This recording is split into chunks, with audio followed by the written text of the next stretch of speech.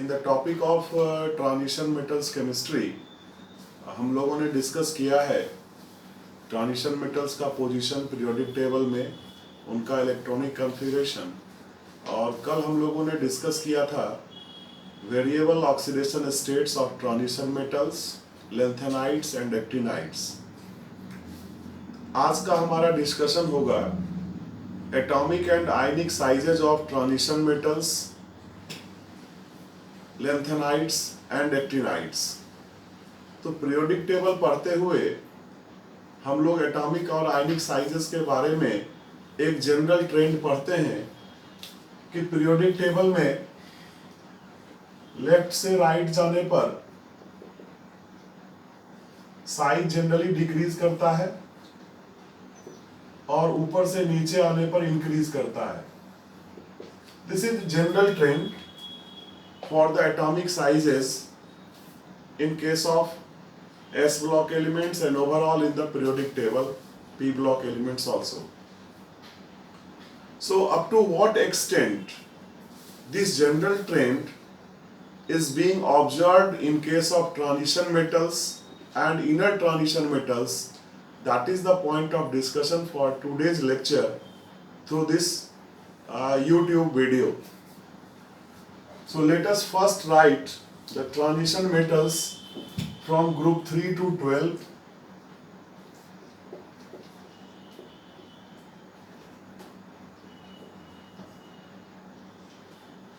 We have 3D series from scandium, titanium, vanadium, chromium, manganese, iron, cobalt, nickel, copper and zinc. We can write their atomic radius, or we are calling this atomic radius as the covalent radius. There are two types of radius: covalent radius and ionic radius. Ionic radius in which some electrons are being removed and metals are having in positive charge states. So first we will write about the covalent radius, radii of these transition metals. So in angstrom, I am writing this unit. 1 angstrom is equals to 10 to the power minus 10 meter. So scandium has radius of 1.44. Then we have titanium with 1.32, vanadium 1.22, 1.17. Manganese is also 1.17, almost similar radius. Cobalt is 1.16, 1.15, and slight increase for the case of copper 1.17, and significant increase for the zinc, and that comes as 1.25 angstrom. So it's a general data which is very tough to remember, but you should have an interpretation of these data. What you can say, observe here for the general trend which I have written about the radius. Moving from left to right, it decreases, and coming down the group, it increases. So now what we are observing here, the radii decreases from scandium to chromium, remains almost same up to copper group, and increases slightly for the zinc group.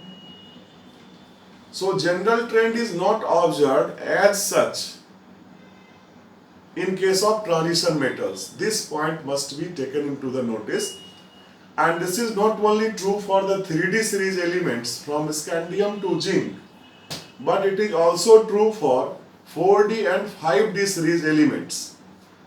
Like I can write the other two elements of the group: scandium, yttrium, lanthanum, titanium, zirconium, hafnium, vanadium, niobium, tantalum, chromium, molybdenum, tungsten, manganese, technetium, rhenium, iron, ruthenium, osmium, cobalt, rhodium, iridium, nickel, palladium, platinum, copper, silver and gold, zinc, cadmium and mercury.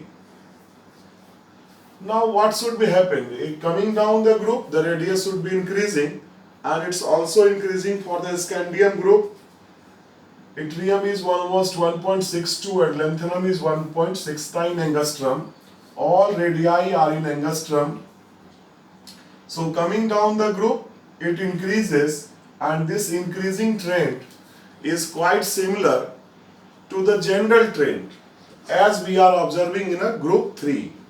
But this will not be continued further.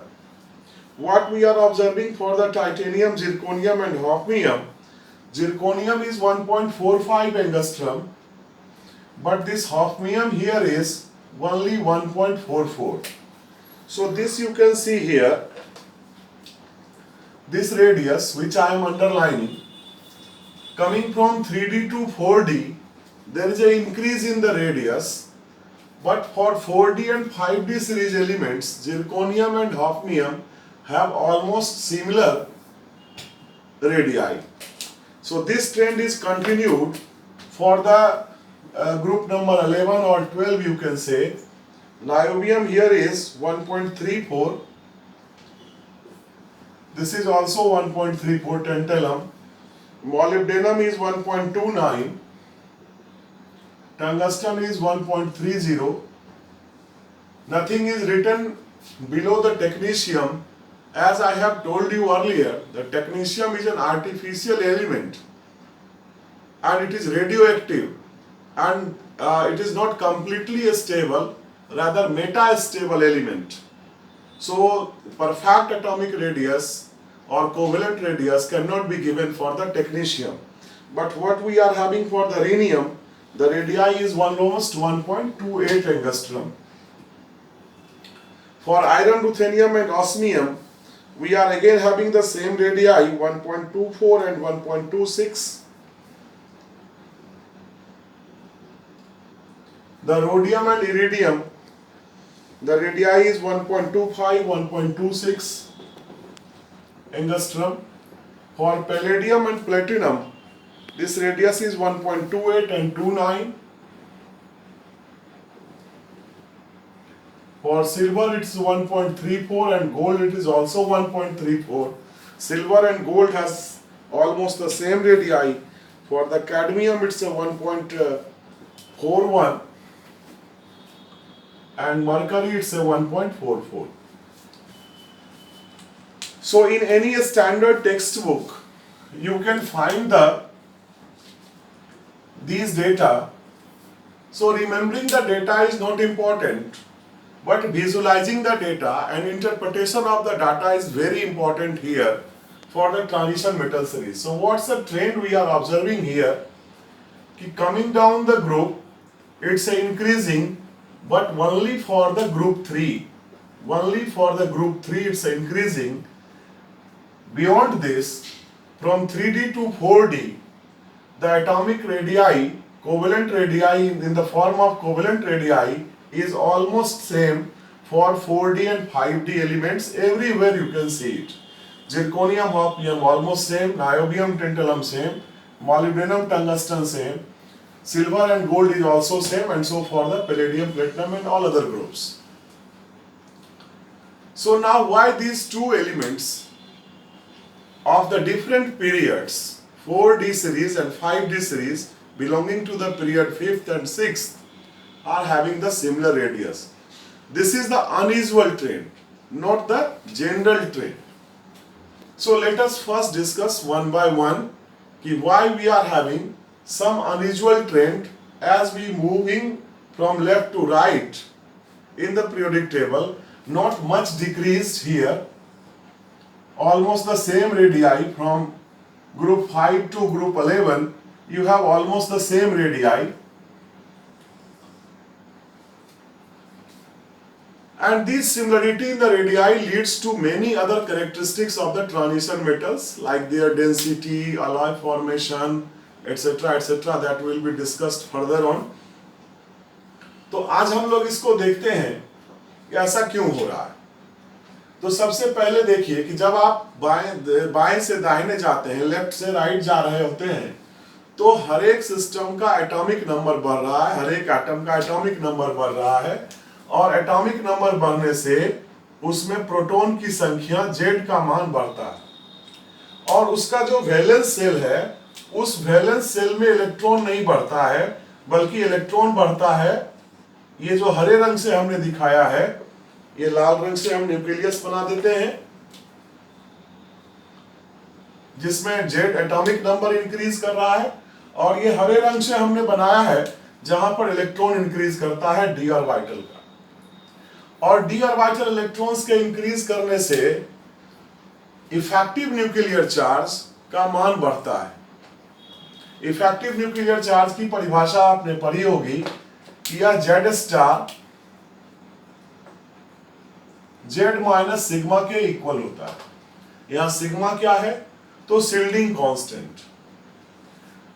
तो effective nuclear charge का मान atomic number बढ़ने के साथ साथ बढ़ता है और हर एक अगला इलेक्ट्रॉन d ऑर्बिटल में जाता है और d ऑर्बिटल डिफ्यूज्ड होते हैं, 3 डायमेंशन में होते हैं, इसलिए शिल्डिंग कांस्टेंट का मान सेम इलेक्ट्रॉन यदि d ऑर्बिटल में हो तो s और p की तुलना में कम होता है और f का सबसे कम होता है। तो ये जो शिल्डिंग कांस्टेंट है सिग्मा, इसका मान s के लिए सबसे ज्यादा, फिर p, फिर d, फिर f होता है। तो f का शिल्डिंग कांस्टेंट सबसे कम होता है। तो सिग्मा का मान कम होगा तो इफेक्टिव न्यूक्लियर चार्ज का मान कम होगा। तो जैसे जैसे हम शुरू में आगे बढ़ते हैं तो there is a significant decrease from scandium to vanadium और you can say up to chromium. But after chromium the number of electrons in the d orbitals starts pairing up. In the case of iron, you have d6, so there is a 2 electrons are paired in an orbital. In case of cobalt, there are 4 electrons which are paired. So when the pairing of electron starts in d6 or d7, as you can see it here, in case of 5 electrons, every orbital has 1 electron. But when you have sixth electron, the pairing starts. In case of cobalt, the 7th electron pairing starts. The pairing starts in case of nickel like this way. So pairing of electron gives a repulsion parameter. So effective nuclear charge pulls the electrons towards the nucleus, results the decreasing the size. But as soon as there is a from iron onwards or the manganese onwards, you are having the more electrons, more and more paired electrons in the system, and these paired electrons leads to repulsion tendency, repulsive forces in the system. So attraction and repulsion balances each other, and in the middle of the periodic table, transition metal group, what we are observing almost similar radius from chromium to copper, or here from molybdenum to silver. You can have almost similar radius, or we can say the niobium also, and here also from this one we are having the similar radius. So one thing we have explained कि why initially the radii decreases, that is because of increase in the effective nuclear charge. In the middle the radii are almost similar because attraction and repulsion forces overcomes each other. And finally, for the zinc group elements, there is a sufficient increase in the covalent radii, and this may be due to maximum capacity filling of the electrons in the d orbital, that is a d10 system. So when you have a d10 system, the repulsive forces overcomes the attraction force by the effective nuclear charge. So there is a sufficient increase in the atomic radii for zinc, cadmium and mercury from the previous elements like copper, silver and gold. Almost 0.08 angstrom increase that we are observing here. So now for the second trend. Why not it is increasing from 4D to 5D in case of titanium, zirconium and hafnium, and for the other such elements also. So what we are observing here, in case of lanthanum, the radii increases from 1.62 yttrium to 1.69, which we can see here. So the lanthanum has atomic number of 57 Hafnium has atomic number of 72. So where these 14 electrons are? As I have told you earlier, these 14 electrons are in the lanthanide groups. So actually hafnium is not after lanthanum, but this hafnium is after lutetium, which have the atomic number of 71. So lanthanum to lutetium, lanthanum to lutetium,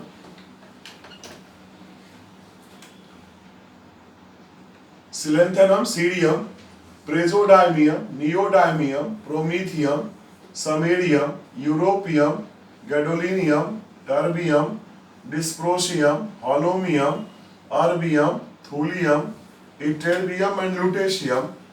These 15 elements are the lanthanides. So in case of lanthanides, through the electronic configuration, what we have observed? The last electron enters into the 4f level, which is a penultimate to penultimate cell. Penultimate to penultimate, valence cell हुआ बाहर वाला, उसके एक पहले वाले को हम लोग पेनल्टीमेट सेल कहते हैं, और उससे भी एक पहले वाला है पेनल्टीमेट टू पेनल्टीमेट सेल, और उस 4f में इलेक्ट्रॉन इंटर करता है। और जैसा हमने बताया कि f ऑर्बिटल का शिल्डिंग जो इफेक्ट जो है वो सबसे कम है, और इसके कारण इफेक्टिव न्यूक्लियर चार्ज काफी बढ़ जाता है। तो उस इफेक्टिव न्यूक्लियर चार्ज के बढ़ने से लैंथेनाइड्स में कॉन्स्टेंटली स्टीडली एटॉमिक साइजेस में रेगुलर डिक्रीज देखने को मिलता है। और यह रेगुलर डिक्रीज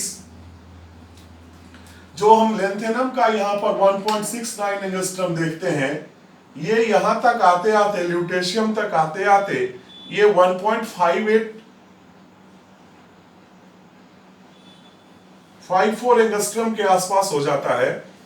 और यह जो 0.01 किसी में 0.02 का रेडियस में जो कमी होता है, यह कमी लैंथेनाइड कॉन्ट्रैक्शन कहलाता है, जिसको कि हम लोग एक ग्राफ के द्वारा इस तरह से दिखाता है। In any standard textbook, you can find the data for the equivalent radii of lanthanum, lanthanide series. So there is a steady decrease in the radius, and this steady and constant decrease is known as lanthanide contraction.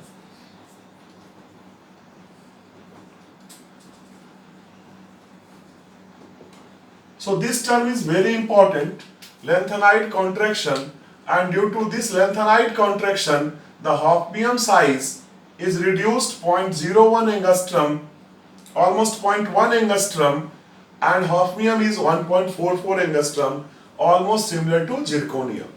And further on, you can have such tendencies, such observation of the covalent radii for the 5d series transition elements. So these elements are almost similar in the size. Silver and gold have almost same sizes, and that's why goldsmiths can add silver as impurity in the gold. As we know, the price of silver is much less as compared to the gold, and even if 10% impurity is present in the form of silver, generally in the gold ornaments we have the 20% of the silver, and some copper is also there. So because of the similar sizes, these metals are being mixed in the gold, and which are very cheaper. Copper and silver is much cheaper than the gold, and they are being sold in the market at the price of the gold. So most of the time we are becoming foolish at the shop, और इस size same होने के कारण alloy formation में भी काफी सहूलियत होती है। ट्रांजिशन मेटल्स कई तरह के इसके कारण अलॉय का निर्माण करते हैं।